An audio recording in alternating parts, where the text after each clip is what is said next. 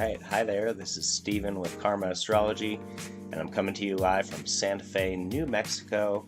Today is Sunday, May 2nd, 2021, and it is 8:45 a.m. here, and I want to wish you all a happy weekend, happy Sunday. I know I haven't talked about this before, but I thought I'd just start off just mentioning that each of the days of the week are named after each of the planets in the inner planets in astrology, and the Romans correlated that back in the 1st century, around that time. And so today is Sunday, and it actually has to do with the sun. So it's kind of that's why it's the first day of the week, because the sun is kind of the most influential body in our solar system, of course, right? And it's a luminary, but we call it a planet in astrology because they actually come from the same kind of beginnings of the meaning. Well, planet comes from the term wandering star. So just to give you a little background on that. And then today, just in general, I do these moon forecasts every day so that you get a good idea of the energy that's going on in the sky, in our lives, and you can take action on it, and based on the auspicious and inauspicious activities, and kind of catch yourself doing the things that you want to do, or maybe catch yourself doing the things that you don't want to do, and kind of being my goal is to just raise awareness as to how we're so deeply connected to all of these bodies, but in particular the moon, because the moon moves the fastest and it's the closest, right? It's our satellite. It is our moon. So if you look over here, the moon is that MO, and that's in Capricorn. It just transited into Capricorn. That'll be about 2.5 days in Capricorn, as it is in each sign. And the moon in Capricorn's an earth sign. It is it's a feminine sign, and it's ruled by Saturn. It's actually a cardinal sign as well. So it has this kind of starting energy to it. It is an earth sign, so it's all about being grounded and practical and realistic, pragmatic in a lot of ways, and kind of taking things like one step at a time, being realistic about our progress and all that kind of stuff, especially when it comes to starting new things, since it's a cardinal sign. And then it's actually associated with the planet Saturn, who actually is in Capricorn right now. Sorry, it's mirrored, so it's a little hard for me to always see it. But Saturn is that SA that the moon is coming into conjunction with. And that kind of so Saturn is this planet of pressure and stress in a lot of ways, and commitment. It teaches us through feelings of grief and pain, and so that we can be more responsible and more reasonable and more pragmatic, practical, and in all areas of our lives. In particular, because we need that in order to survive, because Saturn's main goal is to survive. It is one of our reptilian-brained planets, and it has to do with our nervous system and all these areas of like nerves and stress and anxiety and all these things that kind of push us to make changes in our lives so that we can have a solid foundation and to build off of, and at least we can stay alive if we're eating the right food, we're getting a good healthy shelter, and all the different things that we humans need in order to survive. I might not be totally human, but that's up for debate. So when the moon comes into Capricorn, it kind of takes on a lot of that pressure. The moon is where we feel sensitive, and it relates to our emotions and our feelings. So our emotions, our feelings, our sensitivity is kind of being sensitized, or being kind of oriented towards the stress and anxiety and the pressure of Saturn. Not the most pleasant feelings, not the most pleasant part of the zodiac for the moon to be in, but it is great for getting stuff done. And that's what I'm going to kind of harp on today. So the moon is if you look there, you can see that it is in Uttara Ashada. That USH is Uttara Ashada. It's actually right next to Pluto as well. Pluto is kind of a transformational planet. We don't talk about it too much in Vedic astrology, but it leads to a lot of kind of death to rebirth actions, and this whole resetting of a cyclical cycle, or the cyclical nature of our world. In a lot of ways, it's kind of that go back to zero, or go straight to go, probably don't collect the $200, right? Because it's a little more harsh. But the moon wants those $200 because it feels good. So the way that we kind of work for things and revolutionize that whole aspect of our lives is focusing on the principles of Uttara Shada. So I'll talk more about that now. So Uttara Shada, like all the nakshatras, there's 27 that overlay the zodiac. They are all different asterisms of the sky, just like the signs. And Uttara Ashada in general, it means Uttara means the later, and Ashada means invincible. And so it's the later invincible one. It's the following of the invincible ones. And the former invincible one is what we talked about yesterday with Purva Ashada. So Uttara Ashada is they used to be a pair, they used to be one asterism in the sky, and then they got split up over time, somewhere in the past in ancient India. And so, Ashada also means to not become tired, to have, a limited amount of energy, or to not become, or to always win, basically, to be invincible.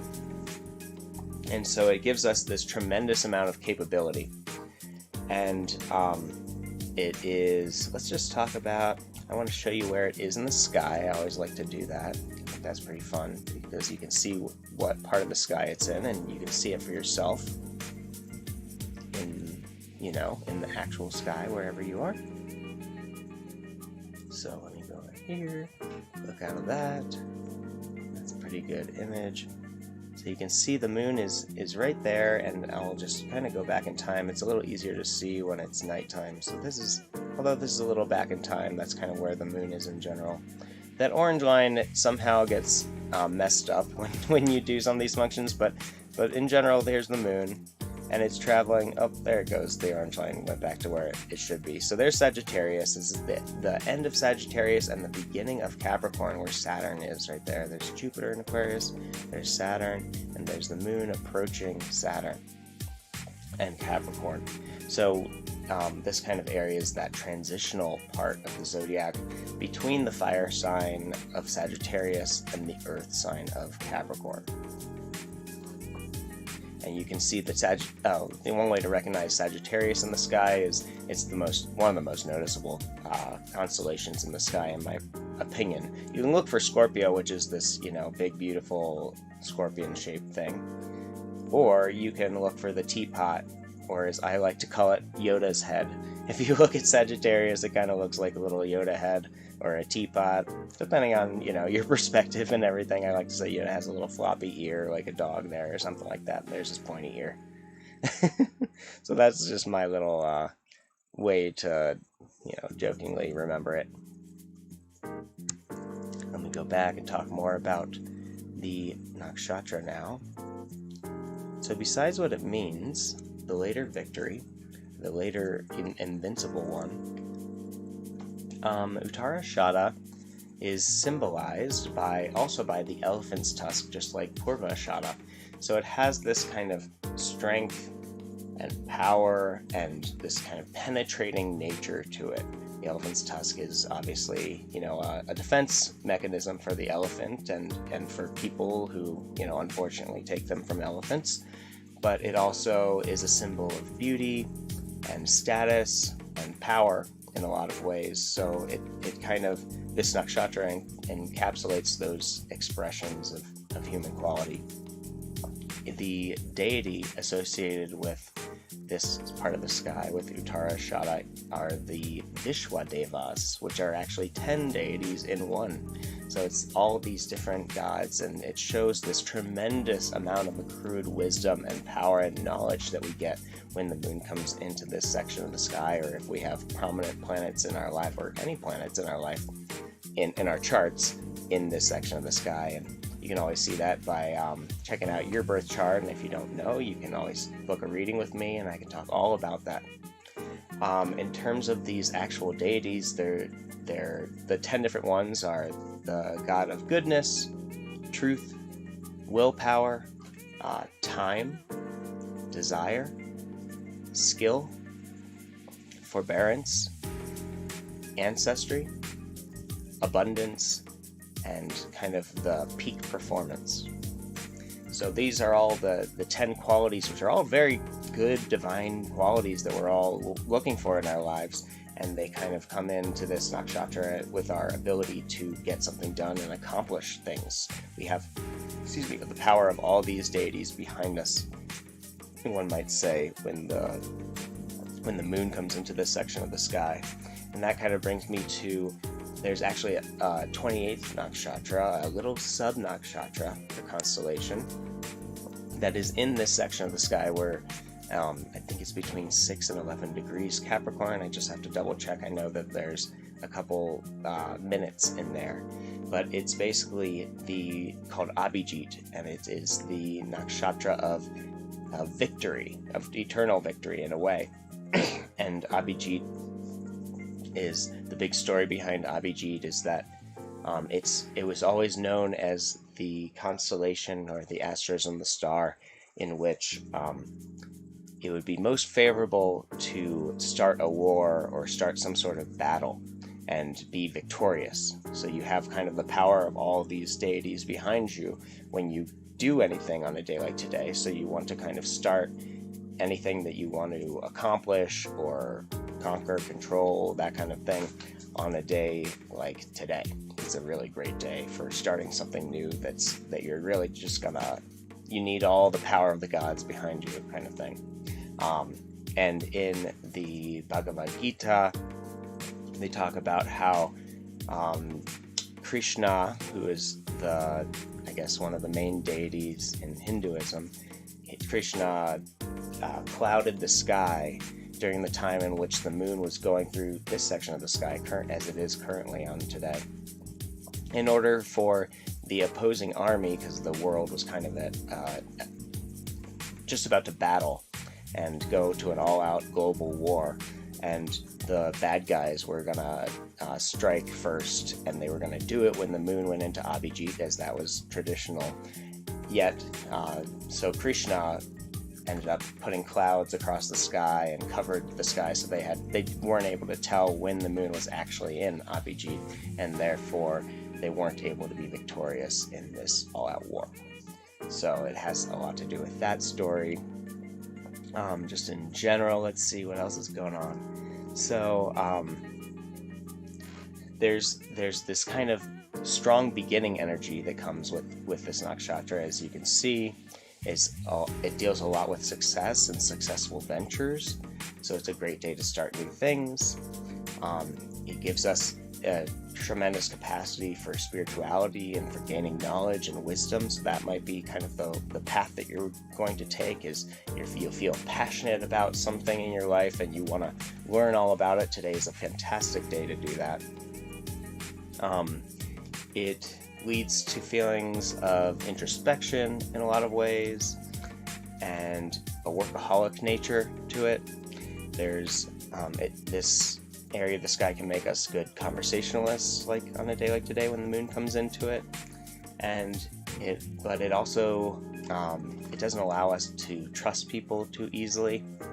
Let's see, it involves, a lot of this kind of penetrating energy, like that elephant's tusk, how it penetrates, and it allows us to kind of penetrate deeply into whatever we're learning about or studying. So there's this sense of, study that's very auspicious on a day like today, and it makes us enduring and kind of invincible through our energy, and this kind of ever new energy that we're building and building here, and we're working with, and our kind of inspiration that causes us to endure throughout difficulty, throughout all the challenges in life.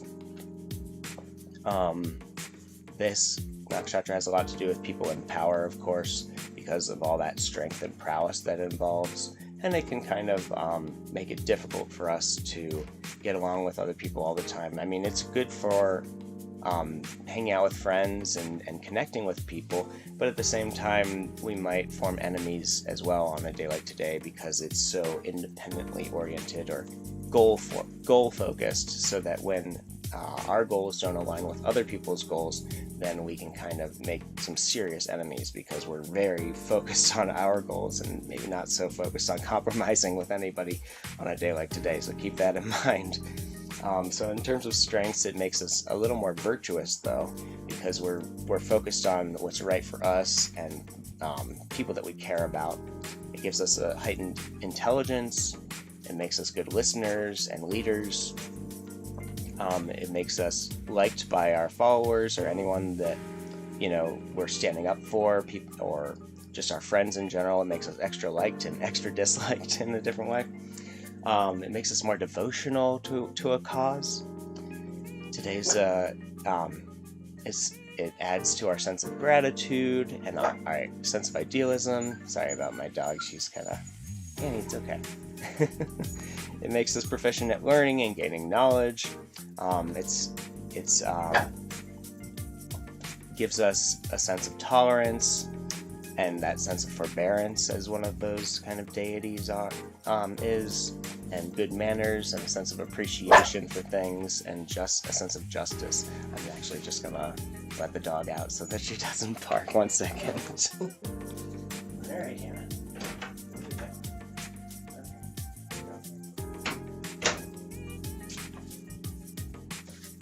Okay, sorry about that. And then on the shadow side, so those were the strengths, and on the shadow side are the weaknesses that we experience on a day like today. It might make us more anxious because of all that, that kind of Saturn energy in the air. We can take on other people's problems a little too much and get involved with other people's issues and kind of almost like a Godfather type of situation when they have all the power of the mob behind them and people come and ask them for help. It can kind of feel like we're taking on more than our own karma and our own issues, and we want to be careful about that. It can make us, on the other hand, it can make us a little more self-centered, where we only focus on our own issues and we kind of don't care about other people's stuff as much. We get a little self-indulgent in that regard as well. And it can cause us there's a lot of starting energy, but there's not too much finishing energy here. So it's great for starting new things, but we have to just be aware that we're not gonna, if we lose that sense of inspiration and passion and kind of, I guess, just that drive, we can kind of lose the desire to finish what we've started, and that can lead to difficulty later on. There's a sense of, just in general, there's a sense of materialism in this part of the sky. Like Capricorn energy is so earthy, and Saturn is such a practical, pragmatic sign that this nakshatra in general has a tremendous capacity to influence the physical world and the material world, much more than the spiritual world. I mean, we can make a lot of spiritual progress and all that, but it's much more about the actions that we take and the consequences of those actions. There's a lot of potential consequences because when we act with so much vigor and power and we really make progress and make our mark, then if we're not careful, if we haven't been scrupulous in our objectivity and our morality and just different ways in which we want to act for the betterment of all rather than from a selfish point of view or just a purely defensive, protective point of view, then we can definitely get into trouble with the karmic implications of our actions. So keep that in mind on a day like today.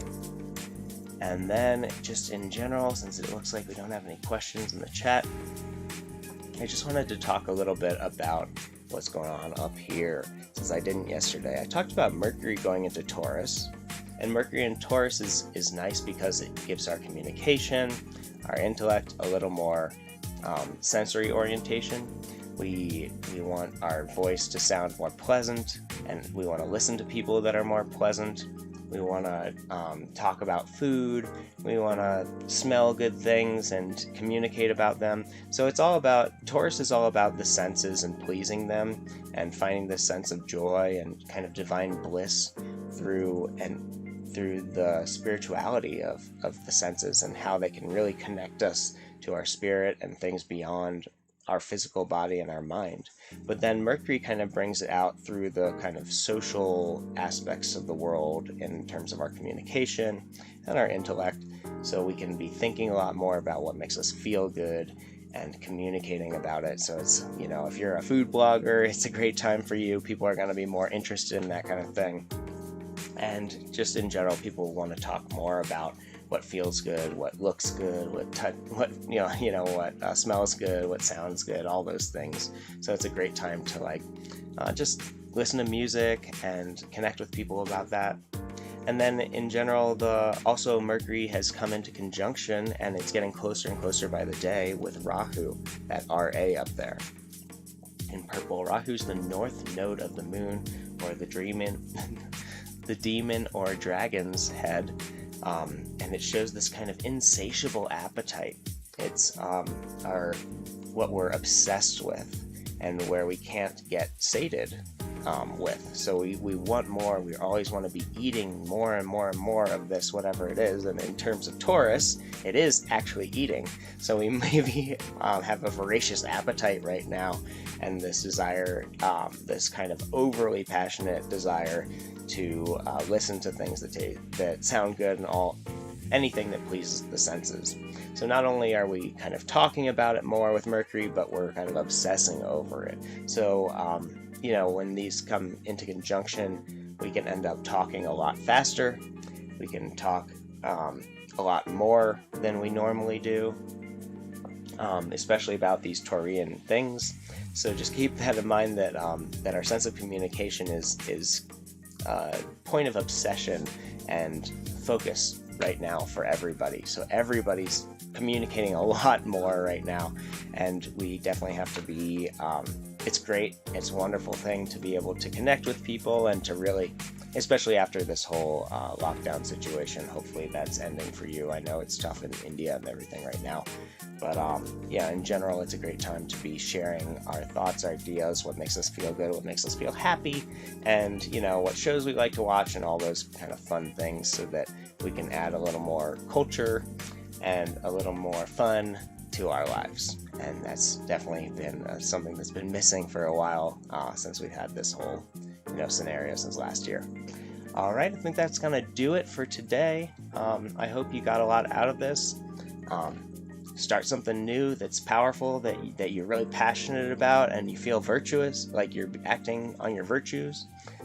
Definitely focus on the good qualities of life and how you can kind of expand them and your mission and your goals. And it's a great day to kind of take action and take steps towards them, because you have the power of all of these forces, all these 10 gods behind you to help you with all the little details. And that's kind of a nice way to look at a day like today. And while there might be some pressure from Saturn and Capricorn in general, it's good that we ease that pressure with a little joy, a little pleasure, things that feel good, so we can accomplish stuff and also feel good and have a nice, well-rounded day. And I hope that serves you well. If you like this video, please give me a thumbs up. Leave a comment below if you have any questions or comments, and then subscribe if you want to see these on a daily basis, because I just want to make all of our lives better and add value to your life. So otherwise, peace and love. I'll see you next time. See you tomorrow. Take care.